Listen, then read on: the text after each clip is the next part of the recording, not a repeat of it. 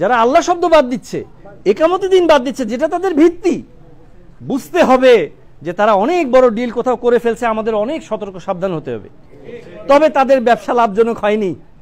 পরের দিনই তারা বলা শুরু করলো যে ভিতরে উপরে একটু ছোট করে ক্যালিগ্রাফি আল্লাহ আছে, এগুলো আহাম্মকেরা বুঝে না। তো দেখলাম সবচেয়ে বড় আহাম্মক পরের দিনই সেই লোগো আবার নামায় ফেলছে। এত বড় আহাম্মক দলের প্রধান, সেই বুঝলো না, যাই তাকে আহাম্মক ডাকে, দেখা গেল নিজের দলের প্রধানই নাকি ওটা নামায় ফেলছে। যাই হোক, ওই দলের একজন আলেম বলতেছিল কি শুরুর দিকে গত বছর যে একদল খেয়ে গেছে, একদল খাওয়ার জন্য রেডি হয়ে বসে আছে। গুপ্ত সংগঠন তো একটা কথা গুপ্ত রেখে দিছিল, আরেক দল জীবনেও জায়গা মতো যায় খাইতে না পাইরা এখন দেশ বিক্রি করার পায়তারা করছে যে বেচা কিন্তু দিয়ে আসছে আমাদের বিশ্বাস, তা না হলে আল্লাহ এবং একামতের দিন শব্দ জামাতে ইসলামী সরানোর কথা না। আওয়ামী মুসলিম লীগ নাম ছিল জানেন তো, মুসলিম শব্দ কিন্তু বাদ। তাহলে বাংলাদেশ জামাতে ইসলামী আছে তো, কোনোদিন যে সেটাও আরো বড় ব্যবসায় বাদ হবে না বলা যায় না।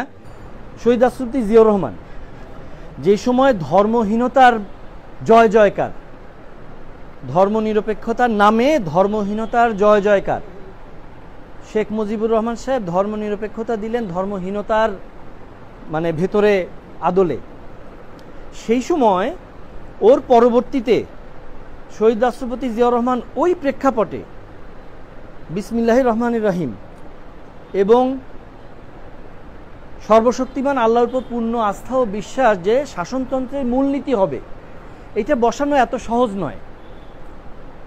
সূরা বাকারায় আল্লাহ সুবহানাহু ওয়া তাআলা বলছেন, আউযু বিল্লাহি মিনাশ শাইতানির রাজিম, উলাইকাল লাযিনা, এরাই তারা, ইশতারাউদ দালালাতা, পথভ্রষ্টতাকে কিনে, বিল হুদা, হেদায়েতের বিনিময়ে।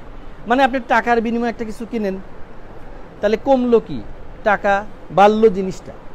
তো আপনি দলালাতা, পথভ্রষ্টতা কিনেন হেদায়েতের বিনিময়ে, মানে আপনি হেদায়েত বিক্রি করলেন, পথভ্রষ্টতা কিনেন। ফামা রবিহাত, লাভজনক হয়নি, তিজারাতুহুম, তাদের ব্যবসা, ওমা কানু মুহতাদিন, তারা হেদায়েত প্রাপ্ত নয়। আচ্ছা, একটা জিনিস খেয়াল করে দেখেন, শহীদ রাষ্ট্রপতি জিয়াউর রহমান বিসমিল্লাহির রহমানির রহিম বসাইলেন, আল্লাহর উপর পূর্ণ বিশ্বাস ও আস্থা বসাইলেন। তার মানে কি, ওই সময়ে মানুষ যারা ছিল তারা ওটা অ্যাকসেপ্ট করতে চাচ্ছে না। তার মানে মানুষের অসন্তুষ্টি কিন্তু নিচ্ছেন উনি, কিন্তু আখিরাতটা, হেদায়েতটা উনি কিনে নিচ্ছেন। উনি পথভ্রষ্টতা বিক্রির মাধ্যমে হেদায়েতটাকে কিনে নিচ্ছেন। আর আল্লাহ সুবহানাহু ওয়া তাআলা কি বলতেছেন, মুনাফিকরা কি করে, পথভ্রষ্টতা কেনে হেদায়েত বিক্রির মাধ্যমে, মানে তার হেদায়েত জলাঞ্জলি দেয়, পথভ্রষ্টটাকে কিনে নেয়। আপনি দেখেন খেয়াল করে, এই যে মানে হেলিকপ্টার মুফতি আজ পাশের দেশে চলে গেছে, শেখ হাসিনা, তাই না, ফ্যাসিস্ট, সে এই বিসমিল্লার অর্থ, বিসমিল্লার মধ্যে সরাসরি আল্লাহ শব্দটা আছে না, বিসমি মানে নামে, আল্লাহ সরাসরি আল্লাহ। তো সে এটার অনুবাদ সংশোধনী প্রস্তাবে দিছে যে সৃষ্টিকর্তার নাম, আল্লাহ শব্দটা তার পছন্দ হচ্ছে না। সৃষ্টিকর্তা বললে সবারটা মনে হতে পারে, তো এখানে যে সরাসরি আল্লাহ শব্দটা আছে এটা তার পছন্দ হচ্ছে না। তো আমি আজকেও একটা মসজিদে বলে আসছি, তো একজন এই ব্যাপার নিয়ে কথা হচ্ছিল, তো বলতেছিলেন যে ওনার বাবার নাম তো মুজিবুর রহমান, তো রহমানও তো আল্লাহর নাম, তো সেটাকে আমার বাদ দিল না, এখানে আল্লাহ বাদ দিল।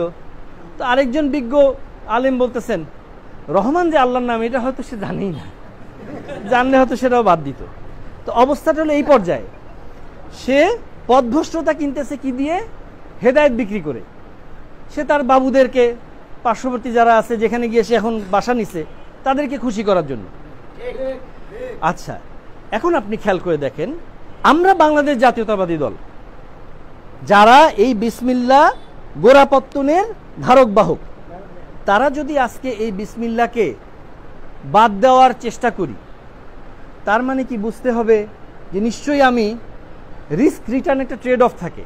আমার যে ব্যবসায় যত বেশি রিস্ক, ওই যে বলছে এই ব্যবসা তার লাভজনক হয়নি, হাসিনার সেই ব্যবসা লাভজনক হয়নি, দুনিয়াও না আখেরাতেও না, তওবা নসিব হলে সেটা আল্লাহ আলাম। তো আমার যদি ব্যবসা যত রিস্ক হয়, তার মুনাফা কিন্তু, রিটার্ন কিন্তু তত বেশি লাগে, তা নাহলে ওই ব্যবসায় কিন্তু মানুষ যায় না।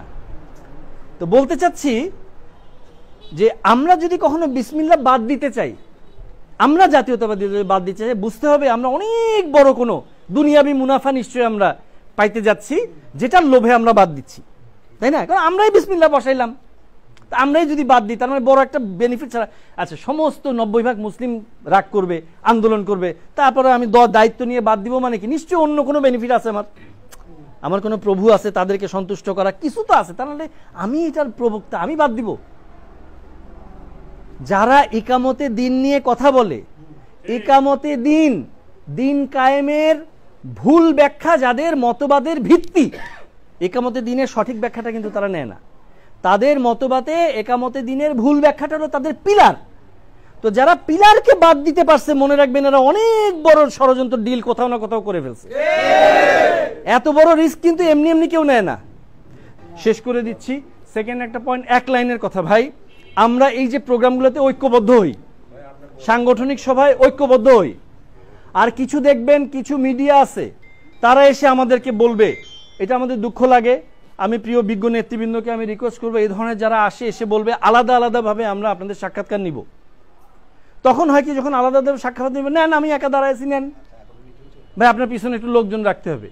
তখন কি হয়, একই দিনে বিভিন্ন জায়গায় লোকজনকে ডাকে। এই ছেলেগুলো যারা 17 বছর আন্দোলন সংগ্রাম করছে, আরো 1 বছর ধরে আন্দোলন সংগ্রাম করেই যাচ্ছে, কতদিনে এই সংগ্রাম শেষ হবে জানে না, তাদেরকে তখন হয়তো একজন একদিকে ডাকে, একজন একদিকে, তার মনে কষ্ট লাগে। একদিকে ডাকলে একজন মন খারাপ করে। এই যে আমরা ঐক্যবদ্ধ হচ্ছি, এটাকে আবার বিভাজন করার জন্য কিন্তু অনেকে পায়তারা করবে ভাই। এর জন্য আমি বিজ্ঞ নেতৃবৃন্দকে রিকোয়েস্ট করবো, ভবিষ্যতে কোনো চ্যানেল বা কেউ যদি এরকম সাক্ষাৎকার নিতে চায়, বলবেন যে আপনারা আসেন ভাই, আমরা 1000 লোক মনোনয়ন প্রত্যাশী, 1000 লোক এক সিরিয়ালে বলবো, আপনি এক এক করে সাক্ষাৎকার নেন। আলাদা আলাদা ডাকেন না, আলাদা আলাদা ডাকলে এক এক জায়গায় একক টানবে, আমাদের ঐক্যটাকে আবার নষ্ট করা, আবার জোড়া দেওয়া কষ্ট হয়ে যাবে। পরিশেষে সবার সুস্বাস্থ্য দীর্ঘায়ু কামনা করে বিদায় নিচ্ছি। বাংলাদেশ জাতীয়তাবাদী দল জিন্দাবাদ, বাংলাদেশ জাতীয়তাবাদী ওলামা দল জিন্দাবাদ। আসসালামু আলাইকুম।